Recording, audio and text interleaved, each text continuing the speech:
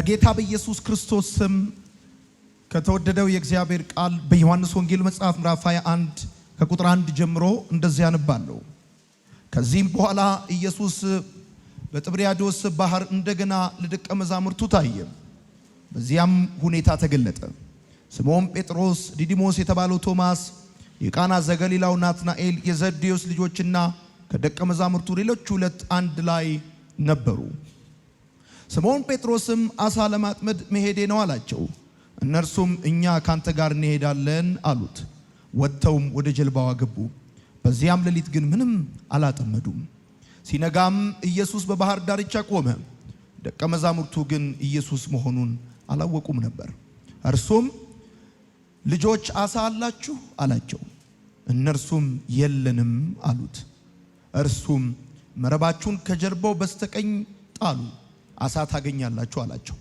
እነርሱም በጣሉ ጊዜ ከአሳው ብዛት የተነሳ መረቡን መጎተት አቃታቸው። ኢየሱስ ይወደው የነበረው ደቀ መዝሙርም ጴጥሮስን ጌታ እኮ ነው አለው። ስምዖን ጴጥሮስም ጌታ እኮ ነው የሚለውን ቃል በሰማ ጊዜ አውልቆት የነበረውን መደረቢያ ልብስ ታጠቀና ዘሎ ወደ ባህር ገባ። ሌሎች ደቀ መዛሙርቱ ግን ከባህሩ ዳርቻ የራቁት 200 ክንድ ያህል ብቻ ስለነበር አሳ የሞላበትን መረብ እየሳቡ በጀልባው መጡ። ወደ ምድርም በደረሱ ጊዜ አሳ በላዩ የነበረበት የከሰል ፍምና እንጀራ አዩ። ኢየሱስም አሁን ካጠመዳችሁት አሳ እስቲ አምጡ አላቸው። ስለዚህ ስምዖን ጴጥሮስ ወደ ጀልባዋ ወጥቶ መረቡን ወደ ምድር ጎተተው። መረቡንም 153 ትልልቅ አሳ ሞልተውት ነበር።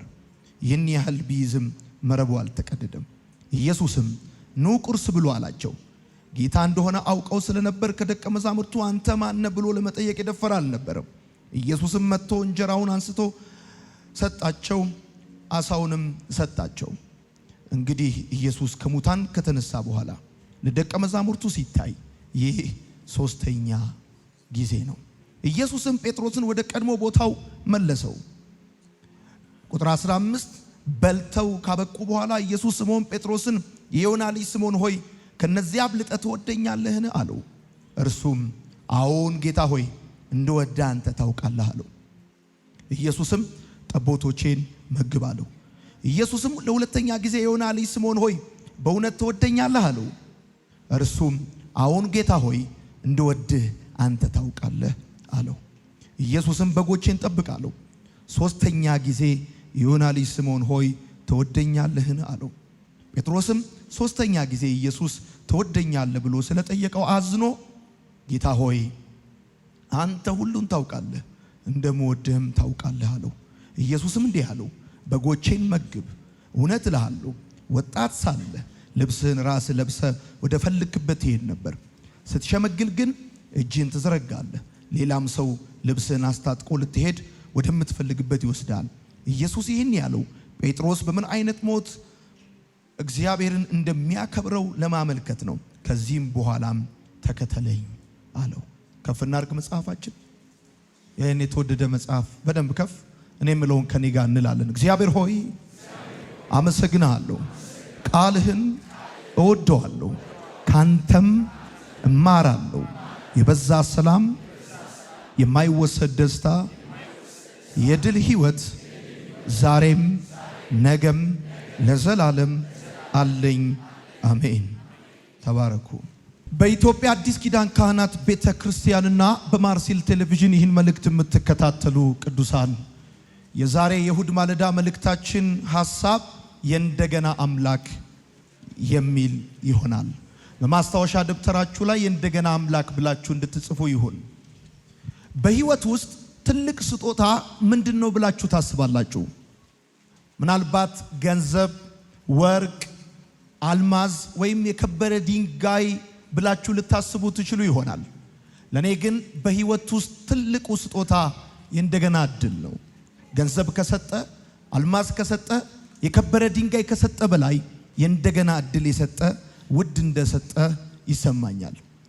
እግዚአብሔር አምላካችን አምላክ ብቻ ሳይሆን የእንደገና አምላክ ነው።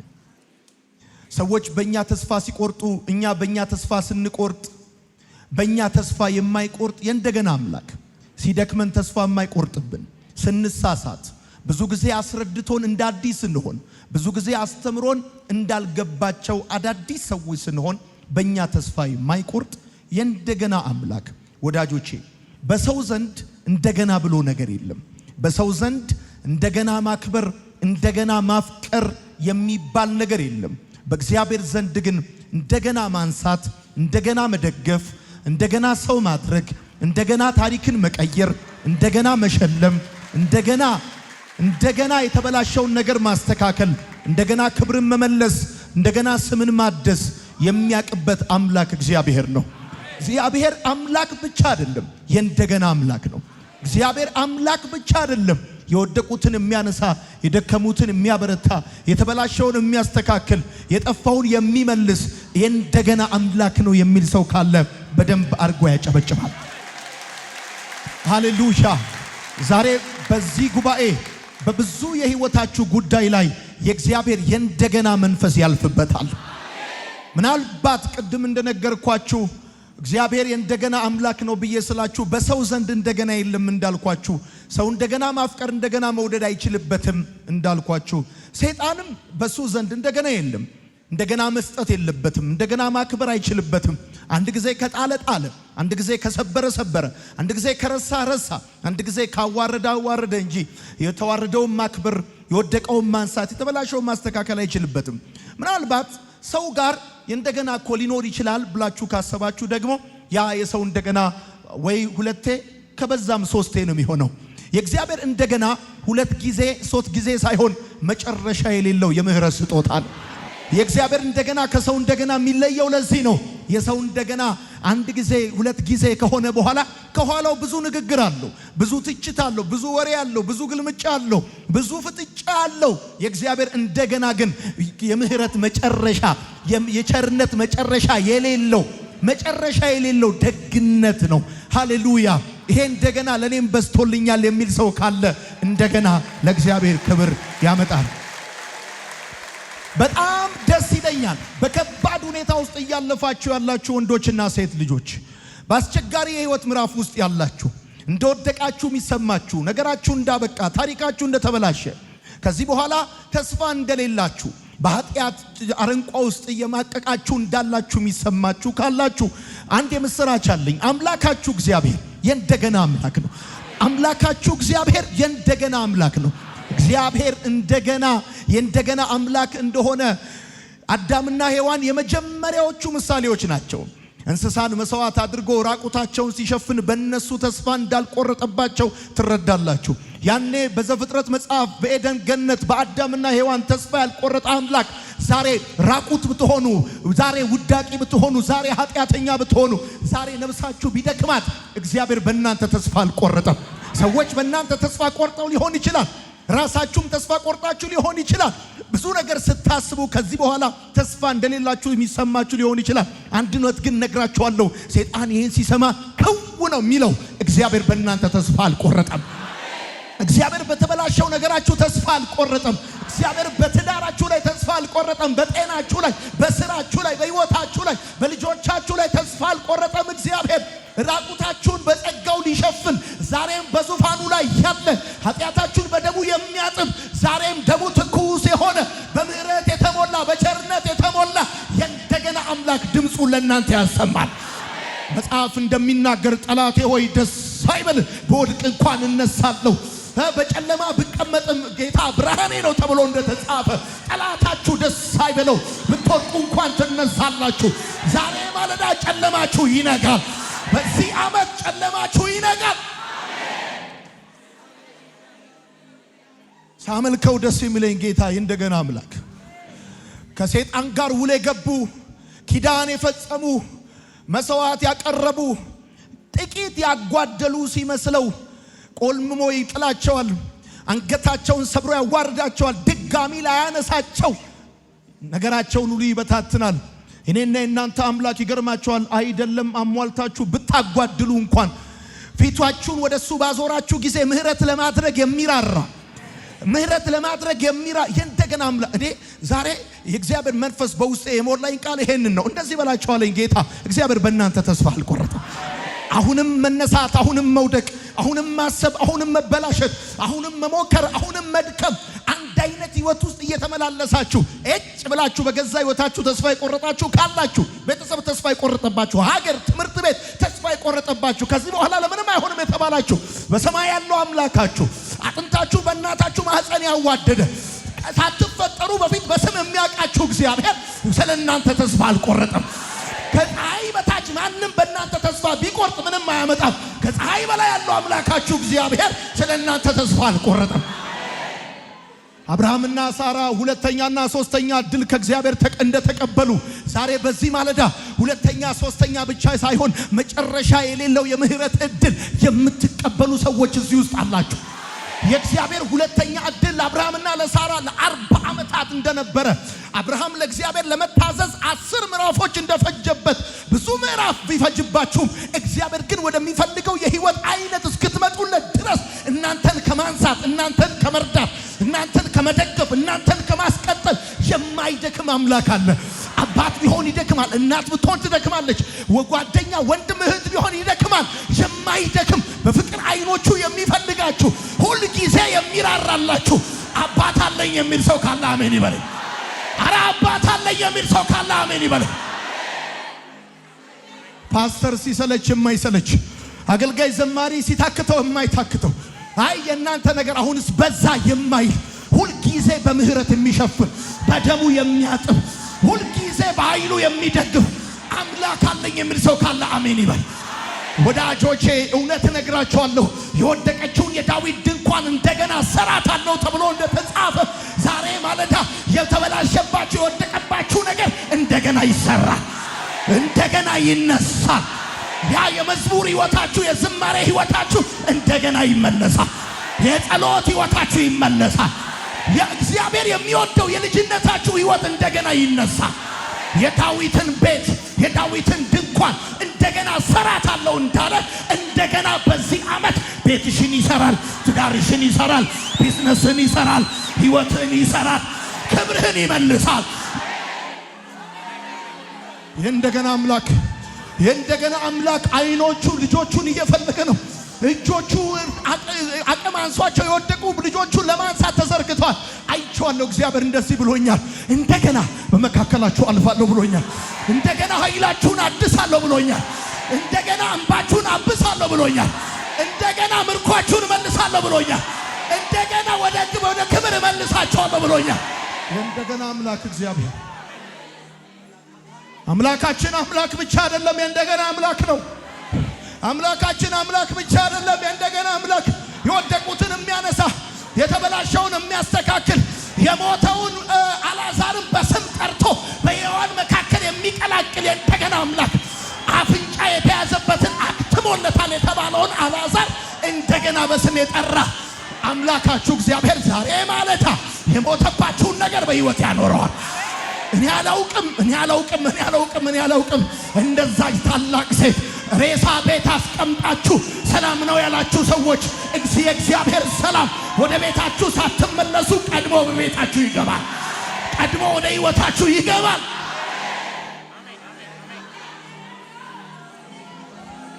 የምናመልከው፣ የምንዘምርለት፣ የምናገለግለው ያድነናል ያልነው የተማመንበት አምላክ ብቻ አይደለም፣ የእንደገና አምላክ ነው። አሜን ነው ወይ? የእንደገና አምላክ ነው። ክብር ለእግዚአብሔር ይሁን። ዛፍ እንኳን ቢቆረጥ ስሩ እንኳን ባፈር ውስጥ ቢሞት ከውሃ ሽታ የተነሳ ሊያቆጠቁት ተስፋ አለው ተብሎ እንደተጻፈ ማን ነው ለህይወትሽ፣ ማን ነው ለህይወት ተስፋ የለውም ያለው?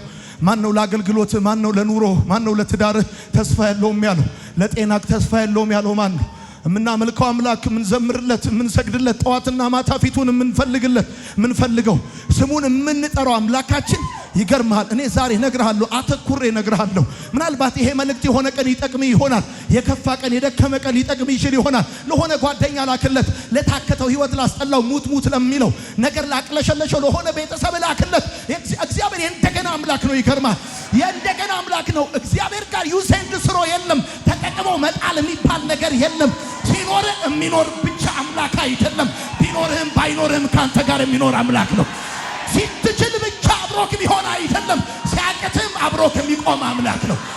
ስትጸልይ ስትጾም በቅድስና ስትመላለስ ብቻ አይደለም። ሲያቅትህ ሕይወት ሲታክትህ በብዙ አስቸጋሪ አረንቋ ስታልፍ እግዚአብሔር አምላክ ካንተ ጋር የሚሆን አምላክ ነው። አሚን ነው። ክብር ለጌታ ይሁን። የእንደገና አምላክ የእንደገና አምላክ እግዚአብሔር ይባላል። የእንደገና አምላክ ደግሜ እላለሁ የወደቀችውን የዳዊትን ድንኳን እንደገና እሰራታለሁ እንዳለ መጽሐፍ በሆነ በኩል የተበላሸብንን ነገር እንደገና እግዚአብሔር ይሰራልናል። የእንደገና አምላክ በአራት በኩል አሳያችኋለሁ የምትጽፉ ሰዎች፣ እኔ አሁን ድጋሚ አገልጋይ ሆናለሁ የምትሉ፣ እኔ አሁን ድጋሚ ሰው ሆናለሁ የምትሉ፣ አሁን የኔ ነገር እንደገና ይቆማል፣ ቢዝነሴ ይቀጥላል፣ ትዳሬ ይስተካከላል፣ አሁን የኔ ነገር ተስፋ አለው የምትሉ ሰዎች የምታመልኩትን አምላክ አታቁትም ወይ? አታቁትም ወይ? ሕይወትን እንደገና ሲያስቀጥል፣ ታሪክን እንደገና ሲያድስ፣ ምዕራፍን እንደገና ሲከፍት አታቁትም ወይ? አዎ፣ ለዛ ከባድ ለመሰላችሁ ጉዳይ እግዚአብሔር እንደገና አምላክ ነው። የመጀመሪያው እግዚአብሔር የረሳከውን የሚያስታውስ የእንደገና አምላክ ነው። እግዚአብሔር የረሳከውን የሚያስታውስ የእንደገና አምላክ ነው። አሁን ባነበብኩላችሁ የዮሐንስ ወንጌል መጽሐፍ ምዕራፍ 21 ላይ የምትመለከቱት ሐሳብ ጌታ ኢየሱስ ክርስቶስ እንደገና ለደቀ መዛሙርቱ በጥብርያዶስ ወንዝ አጠገብ ባህር አጠገብ እንደተገለጠላቸው መጽሐፍ ቅዱስ ይናገራል።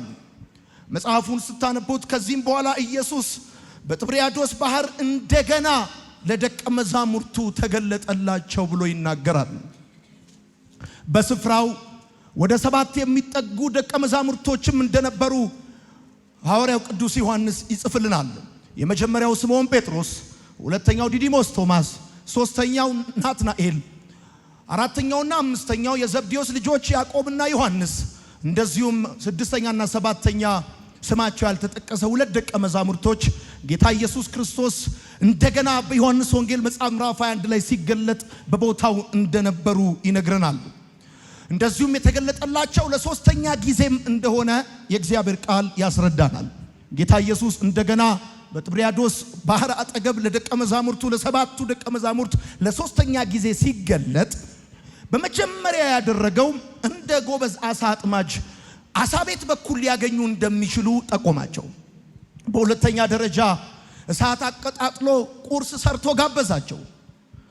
ይሄ በሶስተኛ ጊዜ ለደቀ መዛሙርቱ በሚገለጥበት ሰዓት ያደረገው ነውና ጌታ እንደተገለጠላቸው ያደረገው በዚህኛው በኩል መረባችሁን ብትጥሉ አሳ ታገኛላችሁ አላቸው። ከዛም እንደገና ወደ ባህሩ አጠገብ ሲመጡ እሳት አቀጣጥሎ ቁርስ ጋበዛቸው ይላል። መጽሐፉን ስታነቡት ቁርስ እንዲበሉ ጥሪ ያደረገላቸው። ወዳጆቼ ከአንድ ሳምንት በፊት ትዝ ካላችሁ ጴጥሮስ ኢየሱስ በመስቀል ጥራ ስር ሆኖ ጓደኛ በሚያስፈልገው ጊዜ ለዛውም በማታ በብርድ እሳት እየሞቀ አንገቱን እየነቀነቀ ነበር የካደው። ከሳምንት በፊት እሳት እየሞቀ የካደውን ጴጥሮስን ከሳምንት በኋላ በጥብርያዶስ ባህር አጠገብ እሳት አንድዶ ቁርስ ሰርቶ ጠዋት ብሬክፋስት ይጋብዘዋል። እንደገና ተገለጠለትና መጣ። ወዳጆቼ ጌታ ኢየሱስ ሶስተኛ ጊዜ ለደቀ መዛሙርቱ እንደተገለጠ ስታነቡ ኢየሱስ ከሞት ከተነሳ በኋላ የእግዚአብሔር ልጅ እንደሆነ ለማስረዳት ስንት ጊዜ ወደ ደቀ መዛሙርቱ መምጣት አለበት ብላችሁ ታስባላችሁ? ጴጥሮስ ኢየሱስን እንደካደ ወዴት እንደሄደ ምን እንዳደረገ ከነማን ጋር እንደነበረ ጸሎት ቤት ይግባ መጠጥ ቤት ይግባ ወደ ከተማ ሄድ ወደ ገጠር አልተጻፈም። የተጻፈው ወደ ቀድሞ ስራው እንደተመለሰ ነው። ወደ ቀድሞ ስራውም ሲመለስ በአይምሮ ብዙ ነገር ይብሰለሰል ይመላለስ እንደነበር አስባል። ግን በእርግጠኝነት አንድ ነገር እርግጠኛ ሆኜ መናገር ይችላል። ጌታ ኢየሱስ ደግሞ ደጋግሞ ወደ ደቀ መዛሙርቱ የመጣበት ምክንያት በተለይም በዮሐንስ ወንጌል መጽሐፍ ምዕራፍ 21 ላይ ወደ ጴጥሮስ ድጋሚ የመጣበት ምክንያት ከሞት ከተነሳ በኋላ እሱ የእግዚአብሔር ልጅ እንደሆነ ለጴጥሮስ ሊያስረዳው ነው ብዬ አላምንም። ወዳጆቼ አሁን ለጴጥሮስ የሚያስፈልገው ኢየሱስ የእግዚአብሔር ልጅ እንደሆነ ማመንና ለማመን ሳይሆን ጴጥሮስ መታደስ ነው የሚያስፈልገው። ምክንያቱም ከጥቂት ቀን በኋላ መንፈስ ቅዱስ ሲወርድ ጴጥሮስ ሰባኪ ነው። 3000 ሰዎች 5000 ሰዎች ይድናሉ። ድንቅ ታምራቶች ይሆናሉ። ሽባው ከዛ መልካም ከሚባለው መቅደስ በር ላይ ይነሳል። ጴጥሮስን ይጠብቀው አለ። ጌታ የጠራው እግዚአብሔር ጴጥሮስን የጠራው ታላቅ ሐዋርያ እንዲሆን ነው። እና ይሄ ታላቅ ሐዋርያ እንዲሆን የተጠራ ጴጥሮስ ድንገት በማያውቀው ሁኔታ ከወዳጁ ከጌታ አንገቱን ነቅንቆ እሳት እየሞቀ በመስቀል ጥላ ስር ሆኖ ሳለ ክዶታል። እና በውስጡ ብዙ ነገር እንደሚመላለስ አስባለሁ። ወዳጆቼ ጌታ ኢየሱስ ወደ ጴጥሮስ እንደገና የመጣው እሱ የእግዚአብሔር ልጅ እንደሆነ ሊያስረዳው ሳይሆን ራሱ ጴጥሮስ ማን እንደሆነ ሊያስታውሰው እንደሆነ አስባለሁ። ማን እንደሆነ ሐዋርያ እንደሆነ 3000 5000 ሰዎችን የሚያድን አለት እንደሆነ ቤተክርስቲያንን በሱ ላይ እንደሚመሰርታት ጌታ እንደነገረው ይሄ ጃይንት ሰው ነው። ትናንት በድካሙ፣ ትናንት በጥፋቱ፣ ትናንት በስተቱ፣ ትናንት በብዙ የህይወት መንገድ ላይ አልፎ በገጠመው ነገር እየተሸማቀቀ ወደ ኋላ መቅረት የለበትም። ስለዚህ ጴጥሮስ ሪስቶሬሽን ያስፈልገው ስለነበረ ነው ጌታ እንደገና የመጣው። ጴጥሮስ ስለራሱ ስለ ጴጥሮስ ሊያስታውሰው ነው ኢየሱስ ወደ ጴጥሮስ የመጣው። የረሳችሁትን የሚያስታውስ ወዳጆቼ፣ የህይወታችሁን መጽሐፍ ብታቃጥሉት እናንተ ያላችሁበትን ክፍል በፍጹም አይሰርዘው። የህይወታችሁን መጽሐፍ ብትጠጡበት፣ ብታጨሱበት፣ ብትደንሱበት እናንተ ያላችሁበትን ክፍል አይሰርዘው። እስክትመለሱ ይጠብቃል፣ እስክትታደሱ ይጠብቃል። እንድትታደሱ ደግሞ በምህረት ይከተላችኋል። ማን እንደሆናችሁ ስትረሱ ሊያስታውሳችሁ እንደገና ወደ እናንተ ይመጣል።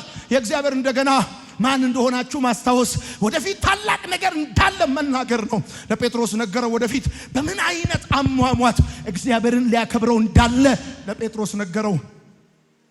ዛሬም የእንደገና አምላክ እናንተ አንቺ የቃል ኪዳን ልጁ እንደሆንሽ ሊያስታውስሽ ይፈልጋል። አንተ የቃል ኪዳን ልጁ እንደሆንክ ሊያስታውስሽ ይፈልጋል። ተራ ሰው እንዳልሆንክ፣ ኪዳን ያለ እንደሆንክ፣ በስም እንደሚያውቅ ለትልቅ ፕሮግራም እንዳጨ ሊነግር ይፈልጋል። አዎ ከብዶሃል፣ ተሳስተሃል፣ አጥፍታል፣ ኃጢአት ውስጥ ገብታል፣ ህይወት ተበላሽቶባል፣ ተንገዳዷል፣ ቢዝነስ ፌል አድርጓል። ኦኬ፣ ግን ይሄ ትናንት ነው። የነገው ሊነግር ይፈልጋል። ከዚህ ሁኔታ በፊት ያውቅሃል። ከሁኔታ በፊትና ከሁኔታ በላይ አንተን የሚያውቅ አምላክ እግዚአብሔር በሁኔታ አያብራራህም።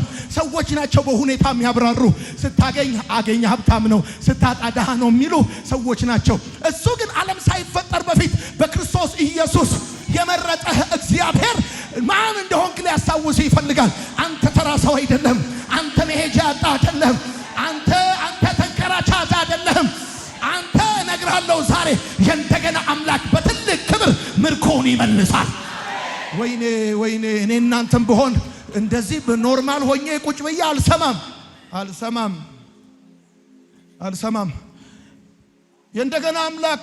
የእንደገና አምላክነቱ ምኑ ላይ ነው ካልከኝ፣ የረሳውን ሊያስታውስህ።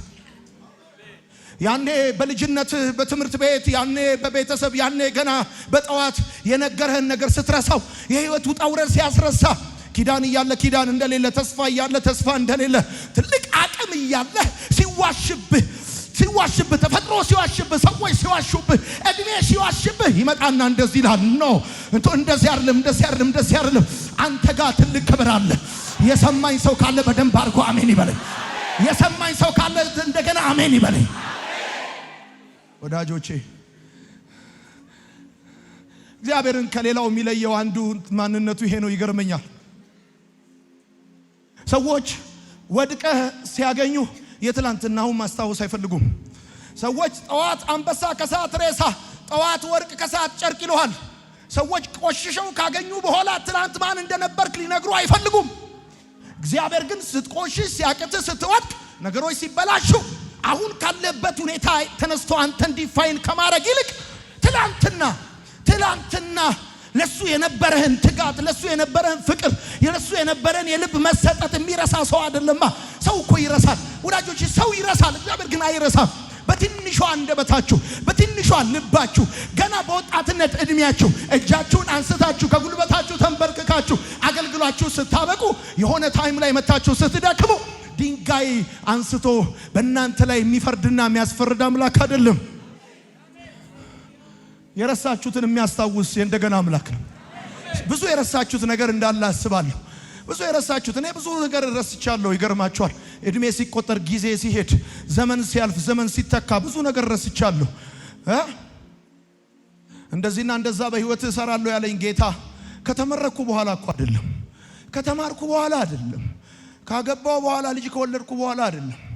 እንደዚህና እንደዛ በህይወት አደርጋለሁ ብሎ ሲለኝ ያለኝን ነገር ያለኝ አሁን ያለኝ ነገር ሲኖረኝ ያልኩ ነገር ይሳካል ብሎ አምኖ አይደለም። ምንም በሌለበት በደረቅ ምድር ራሱን ተማምኖ ነው ስለኔ ነገረኝ። ስለ ራሳችሁ ልነግራችሁ ላስታውሳችሁ ፈልጋለሁ። አንተ ተራ ሰው እንዳልሆንክ ልነግር ፈልጋለሁ። አላውቅም ይሄ መልእክቴ በዩቲዩብ በኩል ይሁን በቴሌቪዥን በኩል አንድ የሆነ ጃይንት የሆነ ፕሪቸር ጃይንት የሆነ ቲቸር በብዙ የህይወት ውጣ ውረድ ተቀጥቅጦ ጥጌ ተቀመጠ እሱ ጋር ይድረስ አይድረስ አላውቅም። ግን አንድ ነገር ነግርሃለሁ። በደም ኪዳን የተወደድክ በውድ ዋጋ የተገዛ አንተ እግዚአብሔር ሌላ ትርፍ ልጅ የለውም። አንተ ነህ ያለው። አንተን የሚመስል ሌላ ትርፍ ልጅ የለውም። አንተ ጭማሪ ብትሆን ኖሮ ሌላ ሰው አይፈጠርም ነበር። ይገርምሃል፣ አንተ የተፈጠርከው ጭማሪ ስላልሆንክ ነው። እውነቴ ነው፣ አትፈጠርም ነበር አንተ ጭማሪ ትርፍ ብትሆን ኖሮ። እነግርሃለሁ ለእግዚአብሔር ውድ ልጁ ነህ፣ ውድ ልጁ ነህ። እግዚአብሔር ምስክር ውድ ልጁ ነህ። አሁንም ባንተ ላይ ያለው ፕሮግራም ይቀጥላል ይላል ጌታ። ቀስ ብዬ የምነግራችሁ መልእክቴን እንድትይዙልኝ ስለፈለኩ ነው። አሁንም ባንተ ላይ ያለው ፕሮግራም ይቀጥላል። ደክሞሃል፣ ፕሮግራሙ ግን ይቀጥላል። ወድቀሃል፣ ፕሮግራሙ ይቀጥላል። ተበላሽቷል፣ ፕሮግራሙ ይቀጥላል። ተሳስተሃል፣ አሁንም ከተሳሳትክበት ከወደክበት ተነስተህ ፕሮግራሙ ይቀጥላል። እኔ ላይ ያለው ዓላማ ይቀጥላል። የሚል አሜን ይበል።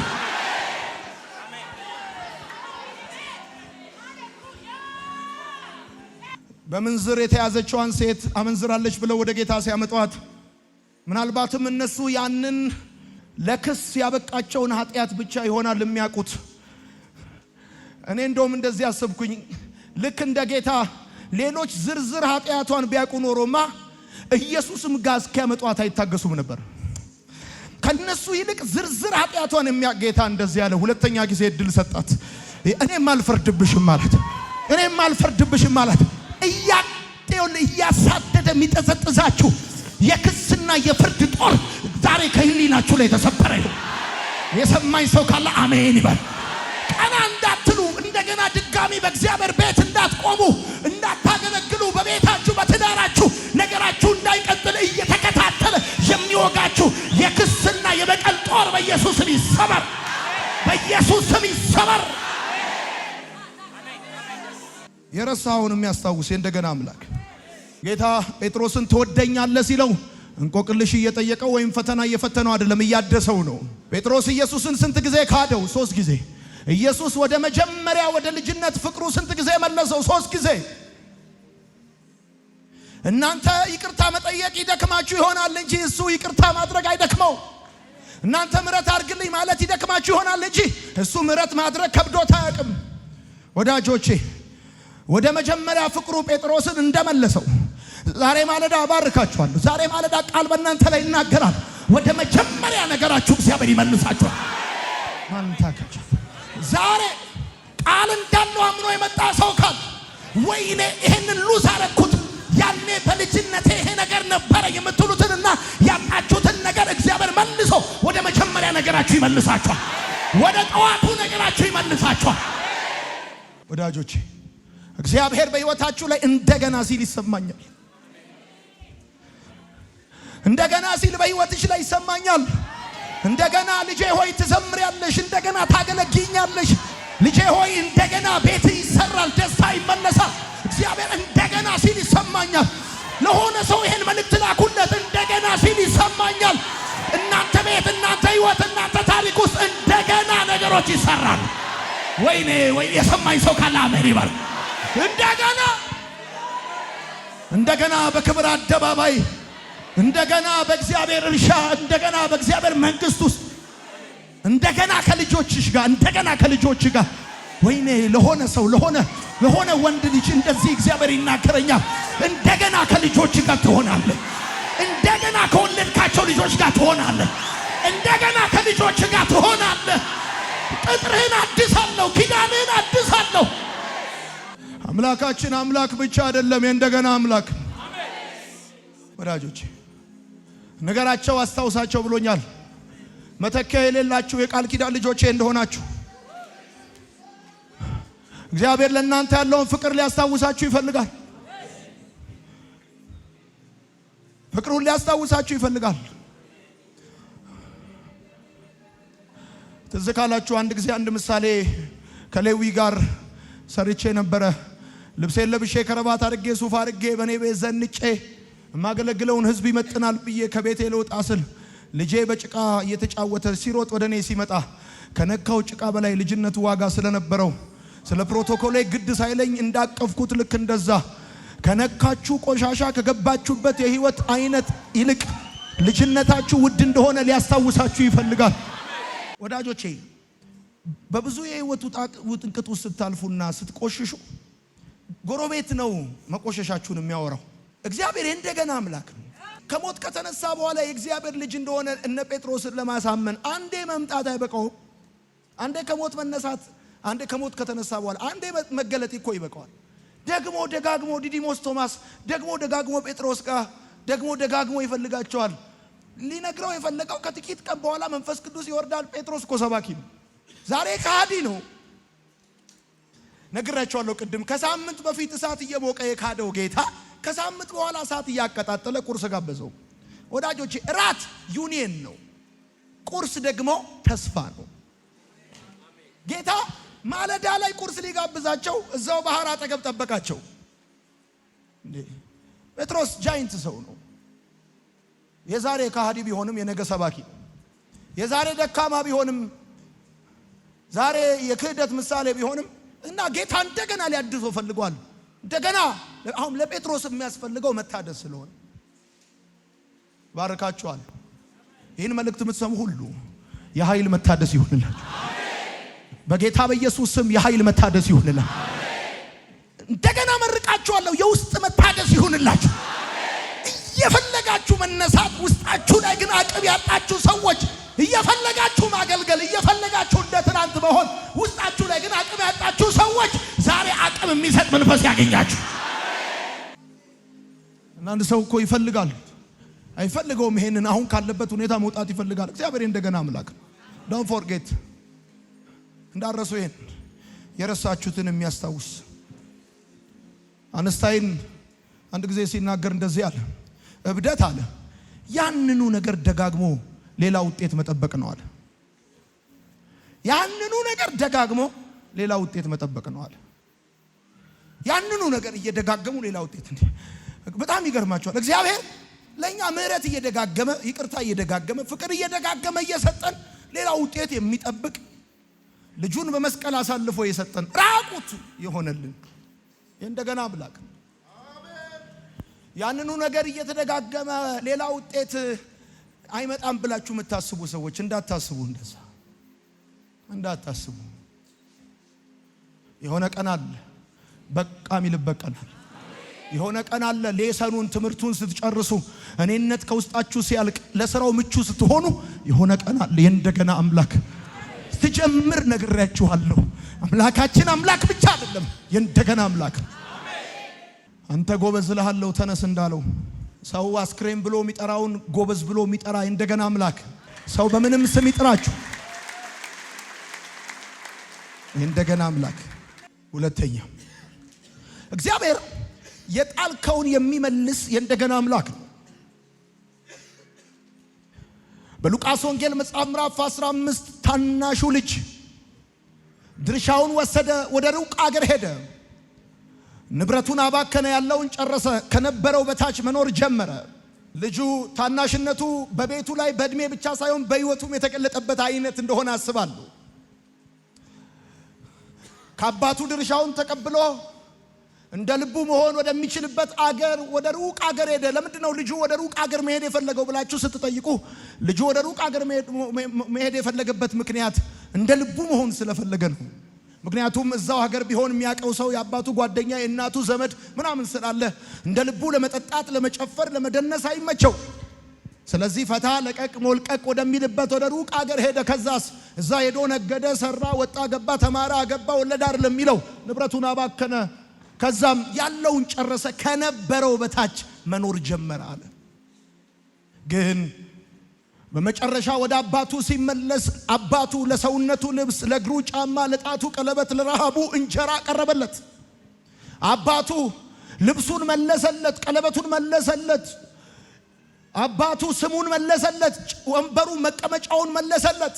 ድግስ ደግሶ በተጋባዦቹ መካከል ላይ ያስቀመጠው ወንበሩ ተመለሰለት፣ ልጁ ስሙ ተመለሰለት። ልጄ አለው። ጠፍቶ ነበር አለው፣ ስሙን መለሰለት።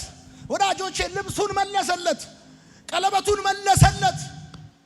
ጌታ በሉቃስ ወንጌል መጽሐፍ ምዕራፍ 15 ላይ ይሄን ምሳሌ ይናገራል። ምክንያቱም እሱ እንደገና አምላክ ስለሆነ መስሎን በልጅነት ባለማወቅ በድካም በድፍረት ብዙ የጣልናቸው ነገሮች ሊኖሩ ይችላል። ይሄ ልጅ በልጅነት ባለማወቅ በድፍረት በጉርምስና ጥሎታል። ቀለበቱን ጥሏል፣ ልብሱን ጥሏል፣ ብዙ ነገሩን፣ ገንዘቡን፣ ያለውን ነገር ሁሉ ጥሏል፣ ስሙን ጥሏል። አባቱ ጋር ግን ሲመለስ ልብሱን እንደመለሰለት፣ ቀለበቱን እንደመለሰለት፣ ስሙን እንደመለሰለት፣ መቀመጫውን እንደመለሰለት፣ ወንበሩን እንደመለሰለት። ይህን መልእክት የምትከታተሉ ሰዎች እግዚአብሔር አምላክ የጣልነውን የሚመልስ እንደገና አምላክ ነውና በድካምም በኃጢአትም በስንፍናም በድፍረትም ባለማወቅም የጣላችሁትን የትኛውንም ነገር እንደገና ይመልስላችኋል። በደንብ አድርጉና አሜን በሉ። እግዚአብሔር ስማችንን ይመልሳል። እግዚአብሔር ኪዳናችንን ያድሳል። እግዚአብሔር አገልግሎታችንን ይመልስልናል። ወይኔ እግዚአብሔር ጤናችሁን ይመልሳል። የሰማኝ ሰው ካለ አሜን ይበል። እግዚአብሔር ክብራችሁን ይመልሳል። ስማችሁን ይመልሳል። እግዚአብሔር ጸጋችሁን ይመልሳል።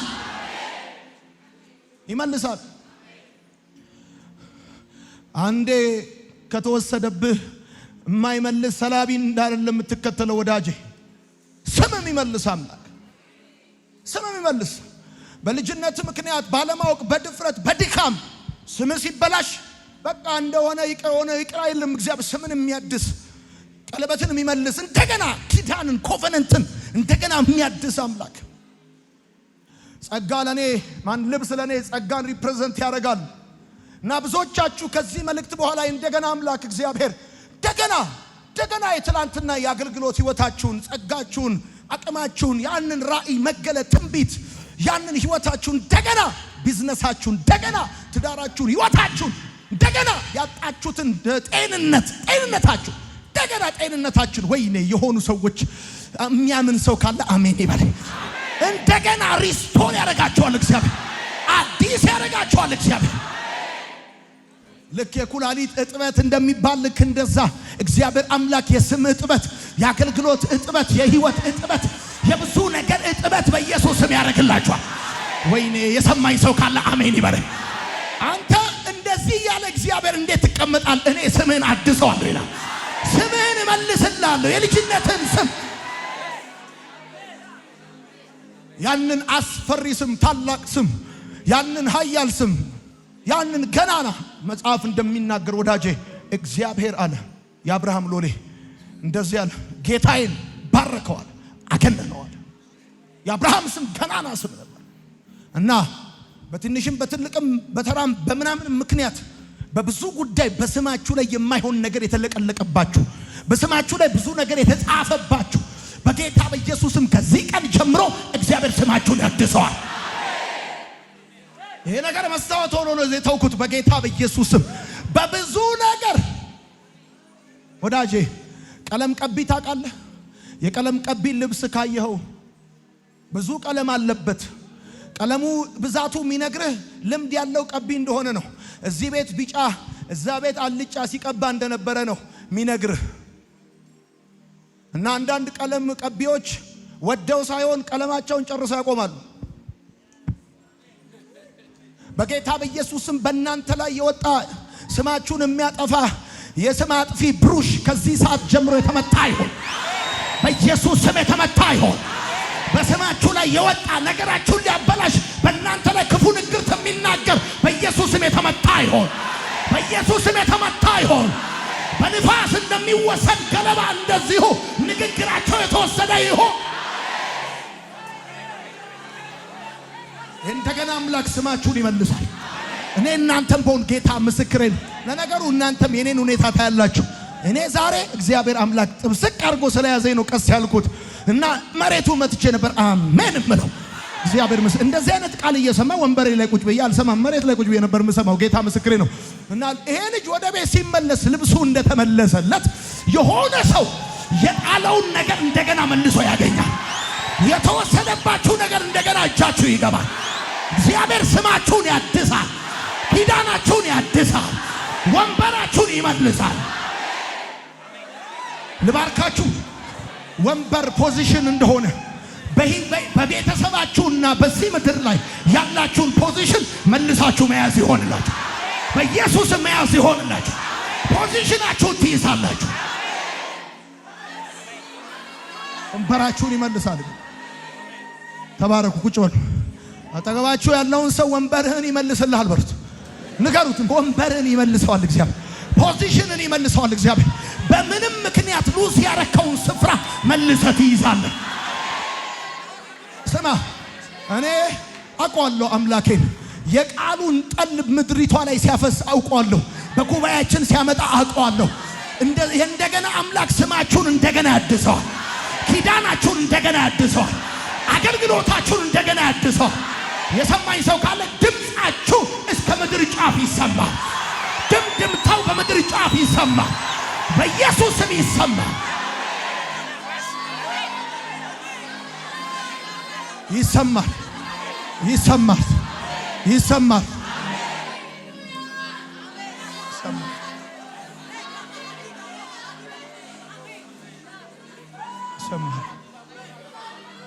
ይሰማል። እኔ ስመጣ ጌታ ብሎኝ በቀደም ዕለት ነግራቸዋለሁ። ሳገለግላችሁ እዚህ ቤት ያላችሁትን 2300 500 ሰዎች ብቻ አስቤ አላገለግልም። በጣም አጽናኝ ፈልጎ በየክፍለ ሀገሩ በየገጠር ከተማው ብዙ ፖቴንሻል ያለው ወጣት ቃል ፈልጎ ሰባኪ ፈልጎ እንደ አዲስ አበባ ሕዝብ ሰባኪ የማያገኝ ይኖር ይሆናል።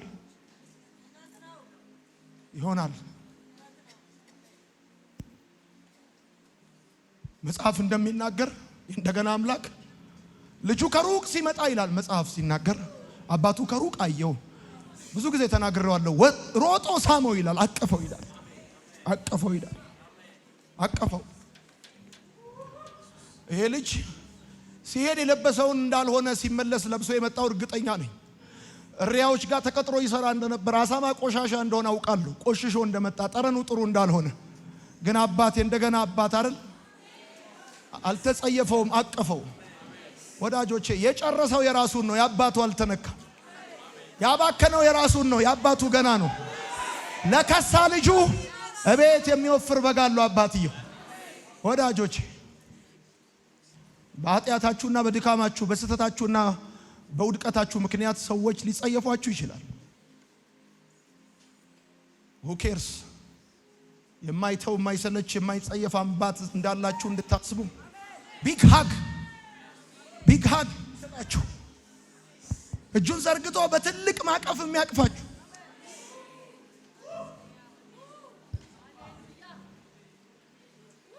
ለሚቴል honestly speaking በጣም ደስ የሚለኝ አምላኬ አምላክ ብቻ ሳይሆን እንደገና አምላክ በመሆኑ መግቢያ ላይ ነግራችኋለሁ።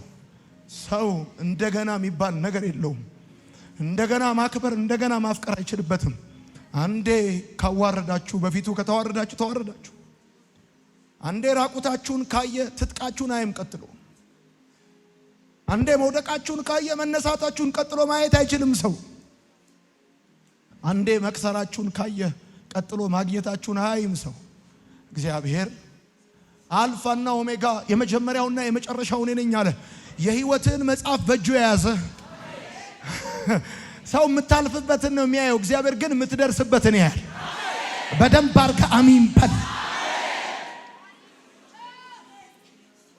ስማችሁን፣ ፖዚሽናችሁን፣ ክብራችሁን፣ ኪዳናችሁን፣ አገልግሎታችሁን፣ ቢዝነሳችሁን ባለማወቅ ምክንያት ያጣችሁትን ጤና፣ በልጅነት ምክንያት ያጣችሁትን ትዳር፣ አገልግሎት፣ ስራ፣ ህይወት፣ ስም የእንደገና አምላክ ያድሰዋል። ቃል አለኝ ዛሬ የሚል ሰው አሜን ይበለኝ። ቃል አለኝ የሚል ሰው ያጨበጭባል በደንብ አርጉ። በጌርጌሴኖን ለብዙ ዘመን ራቁቱን የነበረውን በመቃብር እንጂ በቤት የማይኖረውን ሰውነቱን በድንጋይ ያቆስልና ይጎዳ የነበረውን ወዳጆቼ ጌታ ወደዚህ ራቁትን ወደ ሆነ ሰው መጣ። ራቁትን አድራሻ አድርጎ ቢመጣ የነጌታ ብቻ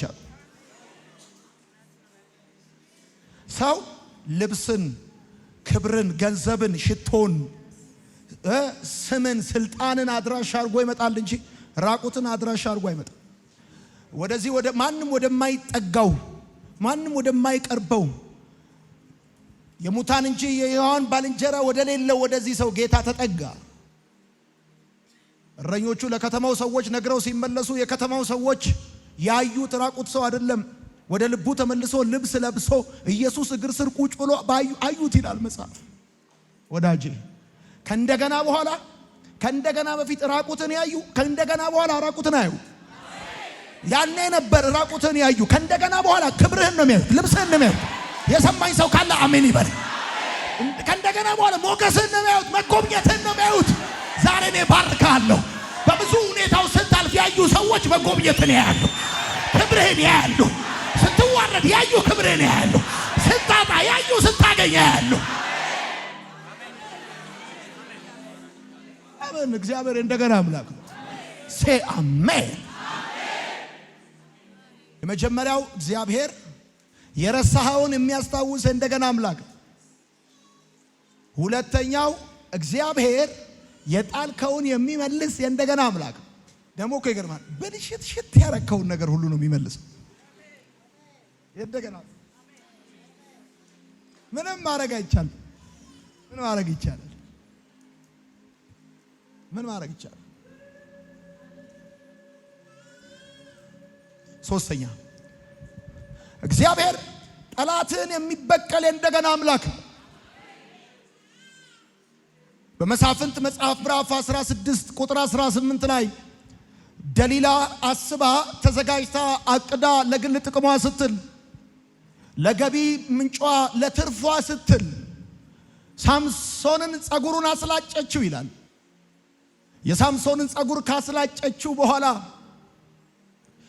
ሌሎች ጠላቶቹ መጥተው እስኪያስጨንቁት አልጠበቀችም። እዛው ምዕራፍ ላይ ስታነቡ ታስጨንቀውም ጀመር ይላል። ኃይሉም ከሱ ተለየው። ፍልስጤማውያንም መጥተው ያዙት፣ ዓይኑንም አጠፉት፣ በናስ ሰንሰለትም አሰሩት፣ እህል ፈጪም አደረጉት ይላል።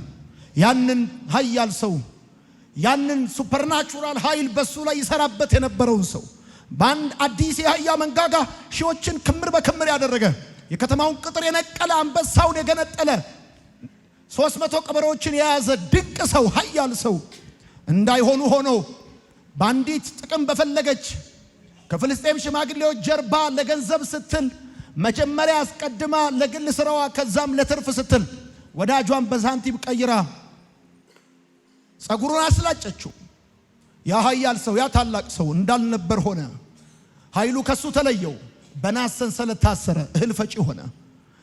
እንደውም በዚህ በመሳፍንት መጽሐፍ ላይ ስታነቡ በደስታ ቀናቸው በተሰበሰቡበት ይጫወት ዘንድ ያስቀን ዘንድ በፊታቸው ለነሱ ኢንተርቴን እንዲያደርጉበት ሳምሶንን አስጠሩት። በፊታቸውም ተጫወተ ይላል መጽሐፍ። ግን ዓይኑ እንደጠፋ ቀረ አይልም። ኃይሉ ከሱ እንደተወሰደ ቀረ አይልም። ጸጉሩ እንደተላጨ ያ ኃያል ሰው ያ ትልቅ ሰው ነገሩ እንደተበላሸ ቀረ አይልም። ቁጥር 22 ሲናገር እንደገናም የሳምሶን ጸጉር ያድግ ጀመር ይላል። አላህ ለኪዳን ልጆች ለተጠሩ ለተቀቡ እንደገና ነገራቸው የሚነሳበት ኃይላቸው የሚመለስበት አለ። እነዛ የተጠሩ የተቀቡ የእግዚአብሔር ልጆች ሲደክሙ ወድቀው ደክመው የሚቀሩ እንዳይመስልህ ኃያላን ሲወድቁ ጠብቀ የምታጨበጭብ፣ ኃያላን ሲወድቁ ጠብቀ የምትስቅ የምትሳለቅ እግዚአብሔር የጠራው ኪዳን ያለው በሱ ላይ ትልቅ ፕሮግራም የጫነበት ሰው ይወድቅ ይሆናል እንጂ ወድቆ አይቀርም። ይደክም ይሆናል እንጂ ደክሞ አይቀርም። ደክሞ አይቀርም። በጣም እርግጠኛ ሆኜ የምነግርህ ነገር ይሄን ነው። እና ቁጥር 22 እንደገና የሳምሶን ጸጉር ያድግ ጀመር አለ። እኔም ዛሬ በዚህ ቃል መንፈስ ላይ ሆኜ ባርካቸዋለሁ። የትኛውም ነገር in the mighty name of Jesus እንደገና ማደግ ይጀምራል። ወይኔ ወይኔ ወይኔ የትኛውም ነገራችሁ ጠላት የቆረጠው ጠላት የመታው ወዳጅ ያሽመደመደው የትኛውም ነገራችሁ እንደገና ማበብ ይጀምራል። እንደገና ማንሰራራት ይጀምራላችሁ። ወዳጅ ክዳት የቆሰላችሁ ባመናችሁት ሰው የተመታችሁ ባስጠጋችሁት ሰው ወጥመድ የተዘረጋባችሁና በከባድ ሁኔታ ቅርቃር ውስጥ የገባችሁ ሰዎች መጽሐፍ ለሁሉም ጊዜ ያለው እንደሚል ቁጥር 22 ላይ የሳምሶን ጸጉር እንደገና ማደግ ጀመረ ተብሎ እንደተጻፈ ልክ እንደዛ አሁን ደግሞ በተራው የናንተ ነገር የናንተ ቤት የናንተ ህይወት የናንተ አገልግሎት የናንተ ጸጋ የናንተ ጥሪ የናንተ ቢዝነስ ከተመታበት ከተቆረጠበት ለምን ስሩ በአፈር ውስጥ ቢሞት እንኳን ተብሎ እንደተጻፈ ወዳጄ እግዚአብሔር ያለው ተስፋ አለው። የሰማኝ ሰው ካለ አሜን ይበለኝ። ዘመድ ካለው ሰው ይልቅ እግዚአብሔር ያለው ሰው ተስፋ አለው። ብር ካለው ይልቅ እግዚአብሔር ያለው ሰው ተስፋ አለው። ጓደኛ ካለው ይልቅ እግዚአብሔር ያለው ሰው ተስፋ አለው። ተባረኩ። ዘመድ ካለው ሰው ይልቅ እግዚአብሔር ያለው ሰው ተስፋ አለው። ብር ካለው ሰው ይልቅ እግዚአብሔር ያለው ሰው ተስፋ አለው። ጓደኛ ካለው ይልቅ እግዚአብሔር ያለው ሰው ተስፋ አለው። ወዳጄ የጠላት ችግር የለውም። እንደሚመታም ስለምታስብ ቀድመ ስትዘጋጅ ህመሙ አይከብድም። የጠላት የወዳጅ ግን እንኳን ቦክሱ ጥፊው ራሱ ያንገዳግዳል። አቤት እንዲህ ቢቧጭርህ ራሱ ይመዘምዛል። አልተዘጋጀህማ፣ አልጠበክማ። ኃያሉ ሰው ጃይንት የሆነው ሳምሶን አልጠበቀም። በዚህ መልኩ እንዲህ ነው የሚለው መጽሐፍ። እንደዚህ ደሊላ ይላል ጸጉሩን አስላጨችው ነው የሚለው። አስላጨችው ይላል። ታስጨንቀውም ጀመር ይላል። ተጨነቃችሁ ሰዎች ኃያል ሆናችሁ ትልቅ አቅም ትልቅ የቢዝነስ ሐሳብ ትልልቅ ጥሪ ይዛችሁ በአንድ ወይም በሁለት ጊዜ ስተት ምክንያት እንዳይሆኑ ሆኖ ነገራችሁ ከላያችሁ ላይ እንደተወሰደ የሚሰማችሁ ከዛም በላይ በሆነ የህይወት መንገድ ውስጥ ያላችሁ ሰዎች እና መጽሐፉም ሲናገር እንደዚህ አለ። ሳምሶንም እንዲህ ሲል ጸለየ። ልዑል እግዚአብሔር ሆይ አስበኝ፣ አምላኬ ሆይ አንድ ጊዜ ኃይሌን መልስ፣ ስለጠፉት አይኖቼ ፍልስጤማውያንን በቀል ዘንድ ብሎ ጸለየ። እግዚአብሔርም ሰማው።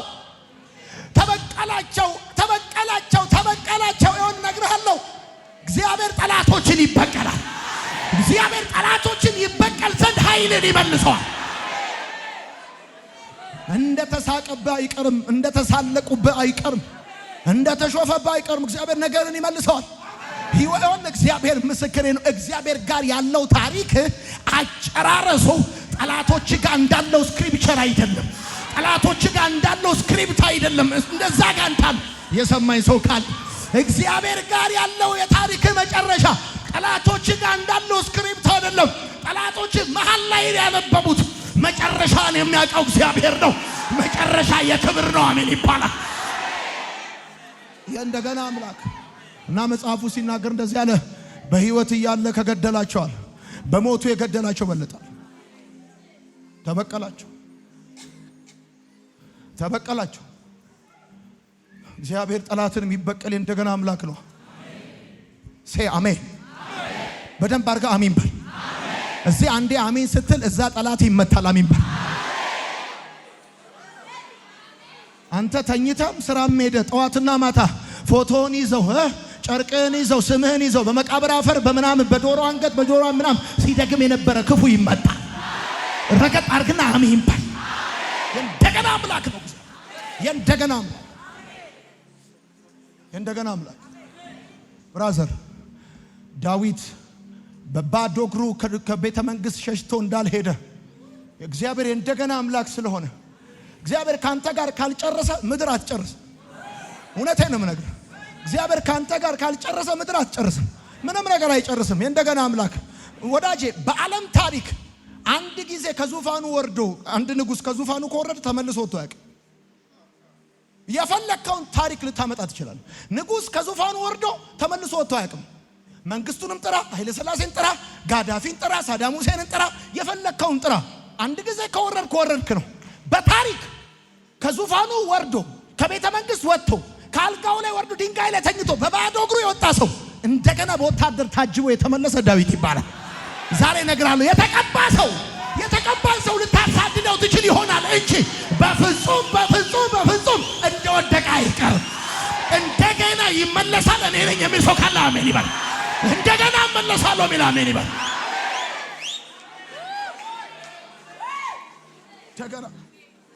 እንደገና አምላክ ምንድነው እግዚአብሔር እያላችሁ ያለው ዛሬ መሰላችሁ? እኔ ጠላቶቻችሁን እበቀላለሁ። እኔ ያሳደዷችሁን አሳድዳለሁ። ጠላቶቻችሁን እበቀላችኋለሁ። የጣላችሁትን ነገር መልሼ እሰጣችኋለሁ። ይሄኔ ነበር የምትሉትን ነገር እግዚአብሔር መልሶ ይሰጣችኋል። ታውቃላችሁ በኢዮቤልዩ የሚባለው በዓል የሚዘጋጀው ለእስራኤል ሰዎች በ50 ዓመት አንዴ ነው። እና አንድ እስራኤላዊ ኢዮቤልዩ የሚለውን በዓል የሚያከብረው በህይወት ዘመኑ አንዴ ነው። ሁለቴ አያከብርም። ለምን? ሁለተኛው ኢዮቤልዩ ሳይደርስ ይሞታል። ኢዮቤልዩ የተወሰደ የሚመለስበት፣ ዕዳ የሚሰረዝበት፣ ነበረ ነው የሚሆንበት ነው። አዲስ ካላንደር የሚጀምርበት ነው። እግዚአብሔር ድንቅ እኮ ነው። ኢቭን ይኸውልህ በዕዳ ምክንያት ያስወሰርከውን የእርሻ መሬት ተመልሰህ የምትቀበልበት እግዚአብሔር እንደገና አምላክ ነው። አቅቶ እንኳን ከገባበት ሁኔታ መልሰህ ትወጣለህ። ስለዚህ እኔ ባርካለሁ። 2017 ዓመተ ምህረት ለአንተና ለቤት የኢዮቤልዩ ዓመት ይሁን። ነበረ ነው የሚሆንበት ዓመት ይሁን። ምርኮ የሚመለስበት ዓመት ይሁን። ዕዳ የሚሰረዝበት ዓመት ይሁን። ተባረክ እግዚአብሔር። የሳምሶንን መጽሐፍን ሳነበው እጅግ ደስ ይለኛል። ልዑል እግዚአብሔር ሆይ አስበኝ አለ። አስበኝ እግዚአብሔር ሆይ አስበኝ። አምላኬ ሆይ አንድ ጊዜ ኃይሌን መልሳል። እንዲህ ያላችሁ ያላችሁ እግዚአብሔር ሆይ አስበኝ። እውነት ነው። ሰው ከሚያስታውሳችሁ እግዚአብሔር ቢያስባችሁ ይሻላል። እግዚአብሔር ሆይ ልዑል ሆይ አስበኝ። እግዚአብሔር ሆይ አንድ ጊዜ ኃይሌን መልስ። እንዲህ ያላችሁ ያላችሁ ሰዎች አንድ ጊዜ ጌታ ሆይ አንድ እድል ለኔ የለም። አንድ እድል እንደገና ምቆምበት፣ እንደገና ዘምርበት፣ እንደገና ማገለግልበት፣ እንደገና ስምህን መጠራበት፣ እንደገና ከልጆቼ ጋር መሆንበት፣ እንደገና ራሴ አንድ እድል የለም።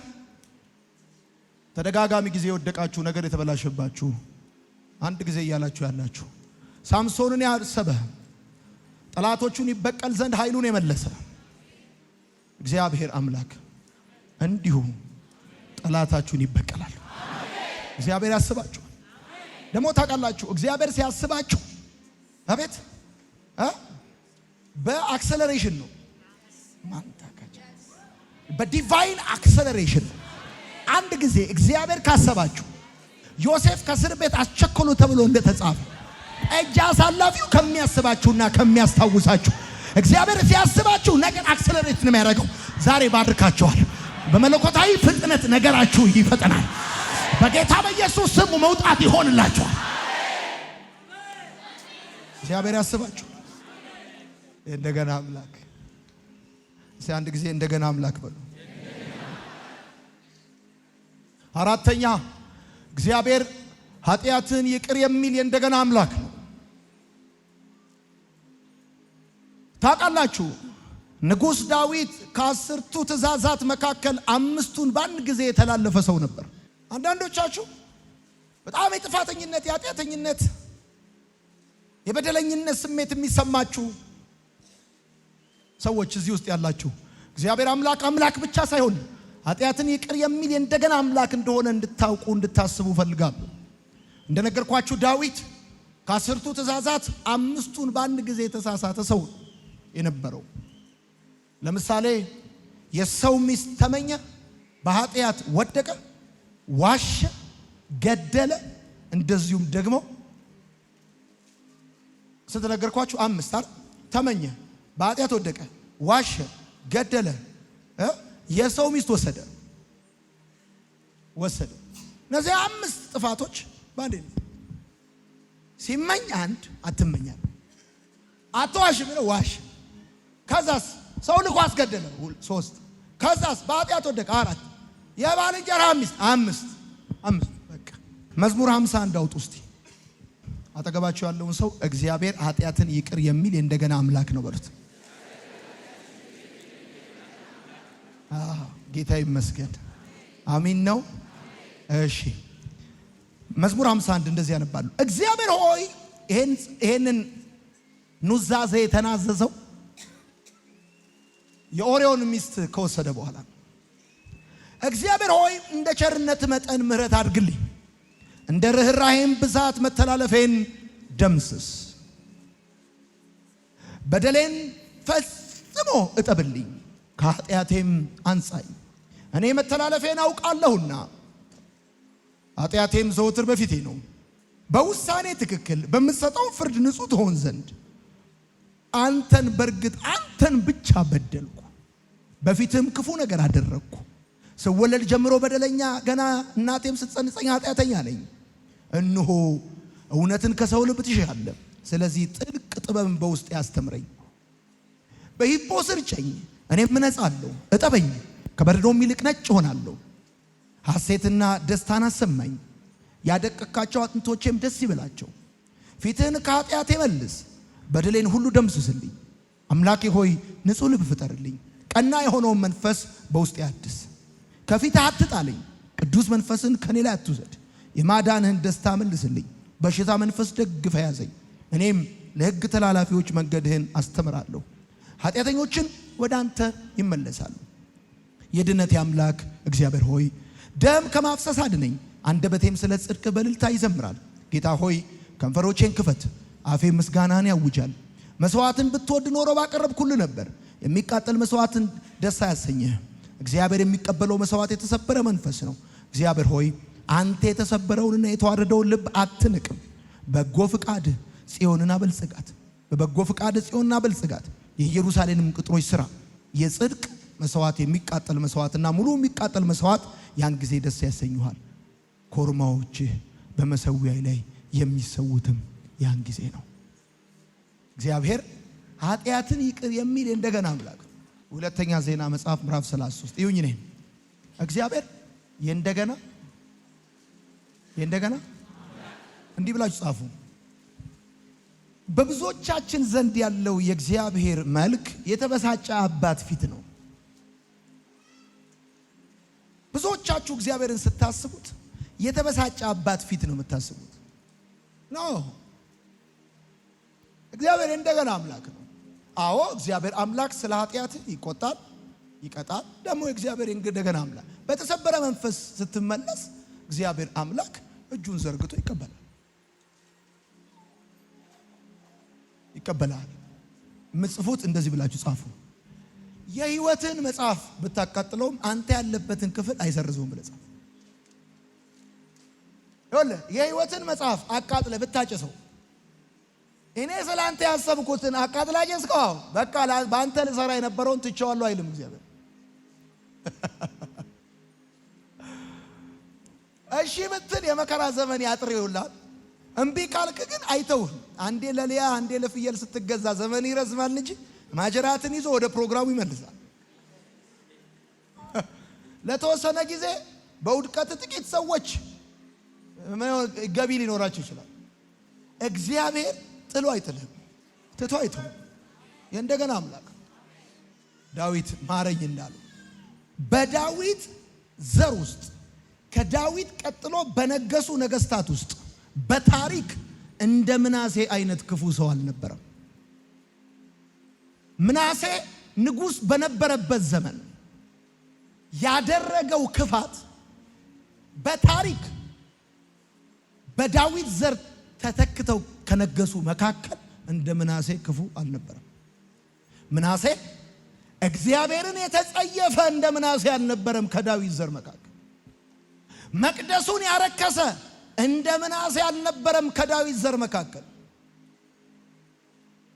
መጽሐፉን ያቃጠለ እንደ ምናሴ አልነበረም። ከዳዊት ዘር መካከል ሕዝቡን ያስጨነቀ እንደ ምናሴ አልነበረም። በታሪክ እሱ ብቻ አይደለም።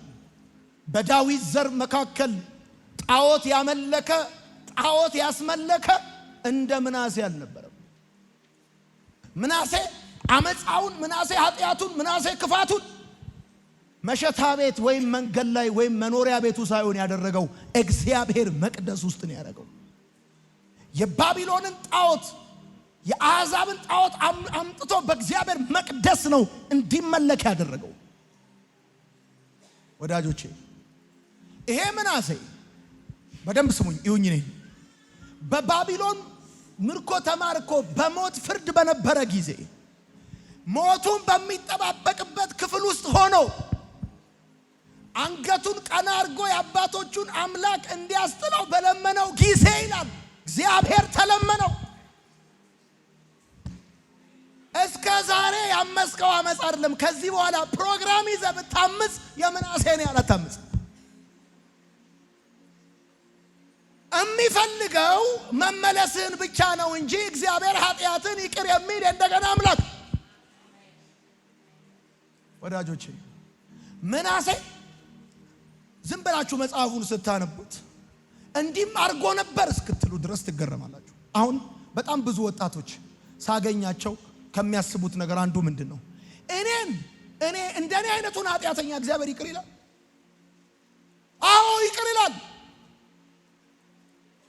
አዎ ይቅር ይላል።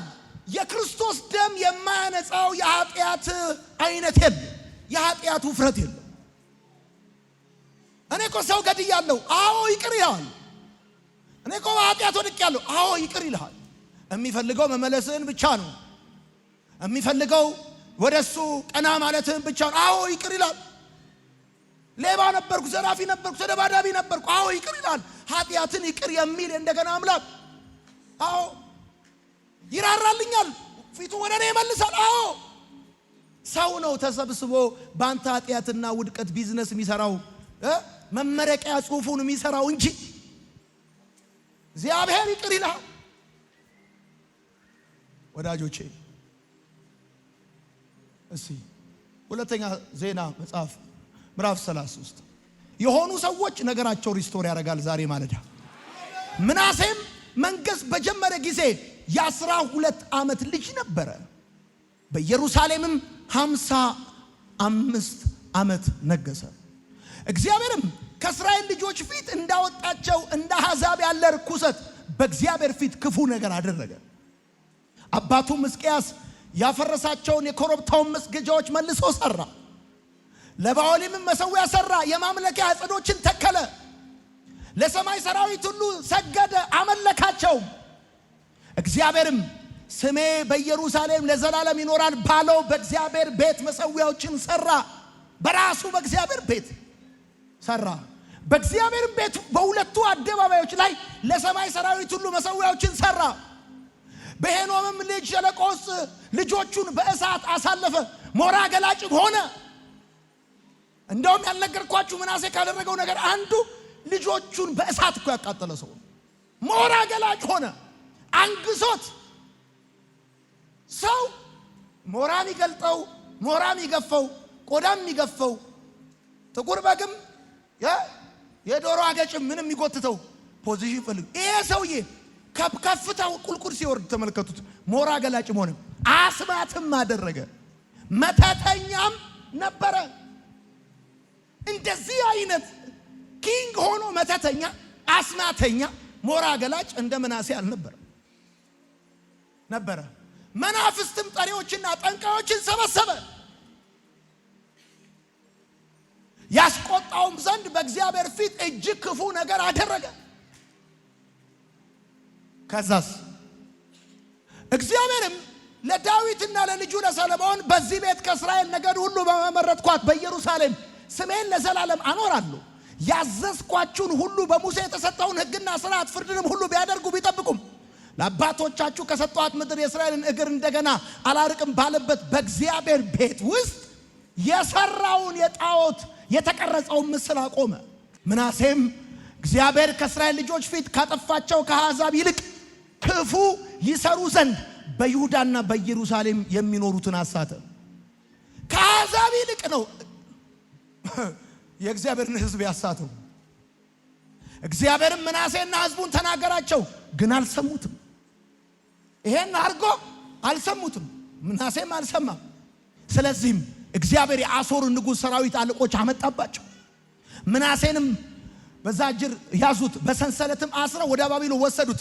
በነገራችን ላይ ወደ ባቢሎን ሲወስዱት ይሁን ነን በሌላ ቦታ ሲናገር ልክ ፈረስ ላይ እንደሚገባው ሉጋም በአፍንጫው ሉጋም አስገብተው የክፋቱን ያህል ይዘውት ሄዱት፣ ወሰዱት። እግዚአብሔር የባቢሎን ንጉሥ ላከበት።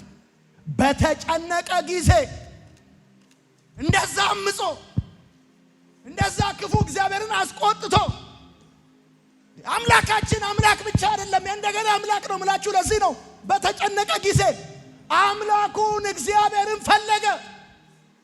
በአባቶቹም አምላክ ፊት ሰውነቱን እጅግ አዋረደ። ወደ እርሱም ጸለየ፣ እርሱም ተለመነው። ቤቴን አርክሰ መጽሐፌን አቃጥለ እኔን ተጸይፈ የአሕዛብን ጣዖታት አምጥተ አንተን አላለውም። በጨነቀው ጊዜ ሰው ነውና ሲያስጨንቅ ያልፈለገውን እግዚአብሔር ሲጨነቅ ፈለገው። ከተማውን አስጨንቋል፣ ምድር አስጨንቋል። ወዳጄ ይሄን መልእክት የምትከታተሉ እስር ቤት ያላችሁ፣ ወይኒ ቤት ያላችሁ፣ 10 ዓመት 15 ዓመት የተፈረደባችሁ፣ ወይም በከተማ ውስጥ ያላችሁ፣ በተለያየ ልዩ ልዩ ቦታ ያላችሁ፣ ከበደለኝነት ስሜታችሁ የተነሳ ወደ ቤተ ክርስቲያን መምጣት የከበዳችሁ፣ በጉባኤ መቀላቀል ያቃታችሁ፣ እግዚአብሔር ብላችሁ መጸለይ ያቃታችሁ፣ ምን ቢሆን ነው እግዚአብሔር ምሕረት ያደርግልኛል ብላችሁ የምታስቡ ሰዎች ካላችሁ ጨንቋችኋል፣ ከብዷችኋል፣ እግዚአብሔር ይለመናችኋል።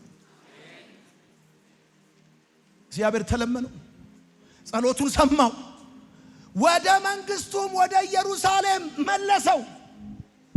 ለእንደዚህ አይነት ሰው እንደገና ሰው ቢሆን አንዴ አይቻለሁ ለክቻለሁ ድጋሚ ጉዳት አልፈልግም አንተም ብሎ ነበር የሚለው። መለሰው። ምናሴም እግዚአብሔር እርሱ አምላኩ እንደሆነ አወቀ። እንደገና ወደ መንግስቱ መለሰው። ምን አይነት 55 ዓመት ነግሶ እንደ ልቡ የክፋትን ጥግ ሁሉ አድርጎ ሲያበቃ እንደገና እግዚአብሔር ሲነግረው አልሰማ ብሎ እግዚአብሔር እንደገና አስተምሮ በመመረቂያ ፍሬሽ ተማሪ ስትመስል ብዙ ጊዜ እኮ እንደዛ ነን እኛ አታውቁ።